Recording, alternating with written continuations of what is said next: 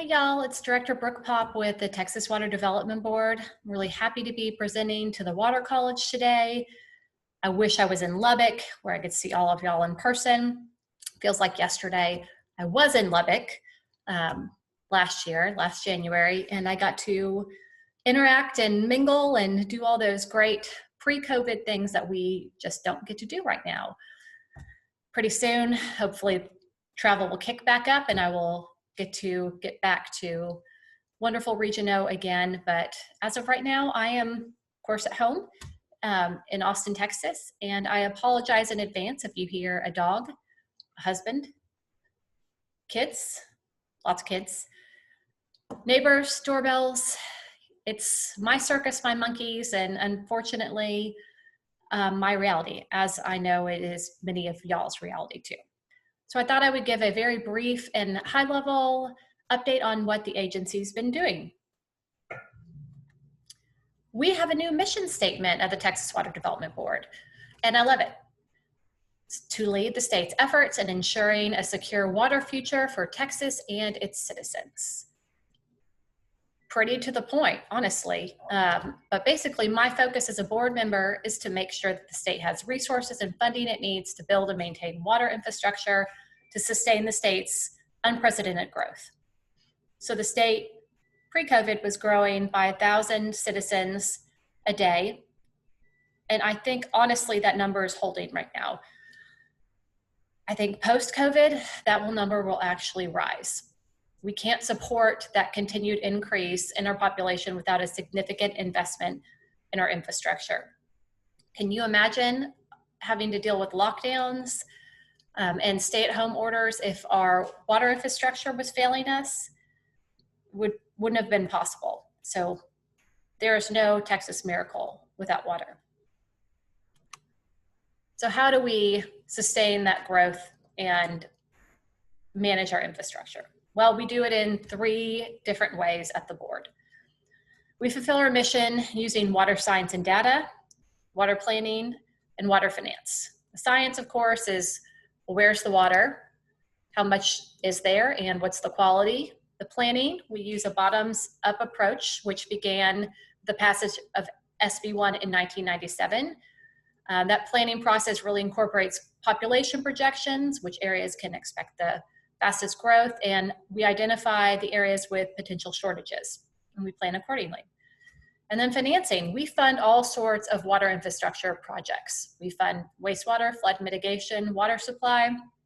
Of course, we have our SWIFT program, the State Water Implementation Fund for Texas, which was passed in the 83rd legislative session, and that funds water supply projects that are found in our state water plan.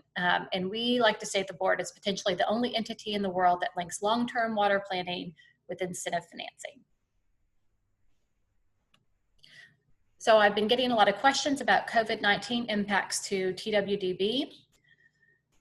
You know, we are all mostly working from home since March, and we are doing it well. We've had 2 virtual bond sales that went swimmingly.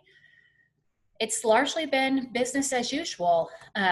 Our borrowers had temporary reductions in revenue collections from their customer due to no shutoff policies, but we don't anticipate any defaults in our loans as a result. We actually have seen most of our borrowers collecting past due amounts for their customers already. What is looming now that the legislative session is starting is we have been asked to do budget reductions by leadership, a 5% reduction for the remainder of FY 20 and 21. And of course, nothing's off the table right now. There are potential for additional cuts in 22 and 23. So West Texas, always concerned about drought. We have several resources that could help and aid in drought monitoring. So I get a report on state drought conditions every week. Unfortunately, we are again back in pretty severe drought, and I'd like to share some of our resources. So we have our drought monitor. We have the U.S. Drought Monitor, and it's a weekly map of drought conditions that's released every Thursday. at 7:30 a.m. And I know because I have a Google Calendar reminder on that. I've highlighted Brown County here. This tool allows users to zoom in county by county for drought data. We have an interactive rainfall forecast. This is the interactive map of May and July. 2020 as an example, on August 1st of each year, the forecast for the May-July season will be moved to the past seasonal raincast forecast page. Rainfall forecast, it's interesting. But we will have new data on this page starting on January 16th, which is in 3 days from now. And of course, we have our text mesonet, and this is our network of weather stations around the state that collects a wide variety of data and logs it at 5 and 15-minute intervals, including soil temperature, soil moisture, precipitation data, and humidity. Along with the traditional data, the mesonet can monitor and respond to drought and can help with more efficient irrigation in both rural and urban settings. It really does it all. So let's go over our agriculture water conservation program.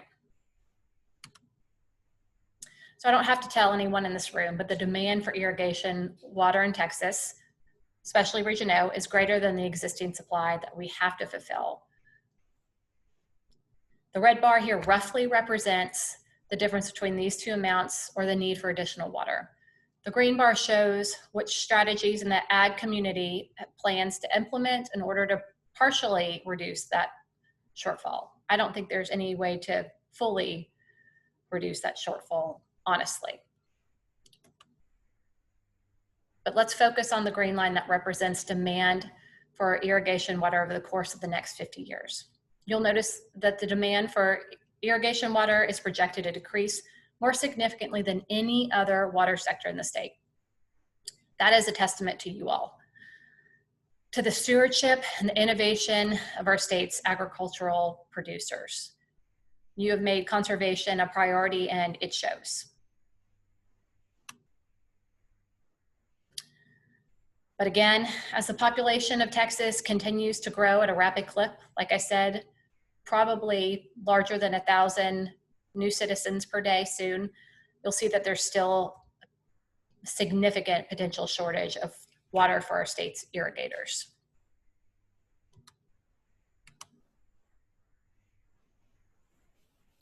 Fortunately, my colleagues at the Water Development Board are playing a small part in empowering the agricultural community on the path forward. So how do we get there? How do we increase the amount of water and figure out better ways to conserve? We do it by the 3 C's: conserve, create, and consider.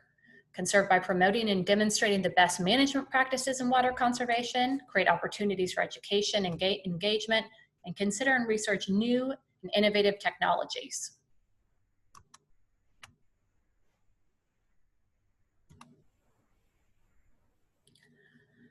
So our agricultural water conservation program, we have water use estimates, we collaborate with stakeholders, we have our loans and grants, demonstration projects, and education and outreach. Let's talk about those irrigation water use estimates. You'll recall from my introductory slide that one of TWDB's core functions is to publish the state water plan every 5 years, and those irrigation water use estimates are a very important part of it. So those water use estimates form the basis for developing irrigation demand projections for the regional water plans, which are later adopted into the state water plan. All 16 regional planning groups have submitted their plans to the Water Development Board, and we are looking over them as we speak. So our TWDB staff produce annual estimates of irrigation use by crop for the entire state. It's a lot of work, but it's absolutely essential to ensure that our data and overall estimates are correct. So we collaborate with stakeholders. We have our excellent Water Conservation Advisory Council. It was established in 2007 with the goal of creating a collaborative stakeholder council dedicated to the development of water conservation resources. And The Water Conservation Advisory Council is best known for their BMPs. It's an important contribution to the conservation effort statewide, and I highly recommend you look up their best management practices guide. And we have our loan program. While obviously it's not quite as popular as the Agriculture Conservation Grant Program, the loan program does provide potential borrowers with the opportunity to take advantage of historically low interest rates. And here is the golden child for the ag industry. It is our Ag Conservation Grant Program. So we have $1.2 million available annually now. That was a change that was instituted last session. I think the legislature saw all of the good work coming out of this grant program and decided to double the amount of funding. And you think about what a conservative legislature we have, especially with spending, that was truly a testament to the good work that this program is doing. So it's been doubled to $1.2 million annually. Producers are eligible to participate in projects. This year's focus is on soil health, and the application deadline is February 10th. So some of our categories, we have cost share of equipment, demonstrations, and planning, design, and irrigation system improvements. I'll run very quickly through a few examples that the program has funded over the years. So we have some cost share of equipment. North Plains GCD, you all know the Master Irrigator program provides a cost share for irrigation scheduling technology and equipment upgrades. And then the High Plains Water District's Assistance AIM program provides a cost share to ag producers for irrigation control and monitoring systems as well. So metering. GCDs have used the grant program to provide producers with irrigation metering equipment. Meters help the district and producers make informed water choices, and this is a win-win for the Texas Water Development Board because we then use the data in our annual irrigation use and demand projections. Demonstrations of innovative and alternative systems. We have seen demonstrations using narrow border flooding and partial root zone drying. In addition, we've done demonstrations in alternative water supplies for citrus.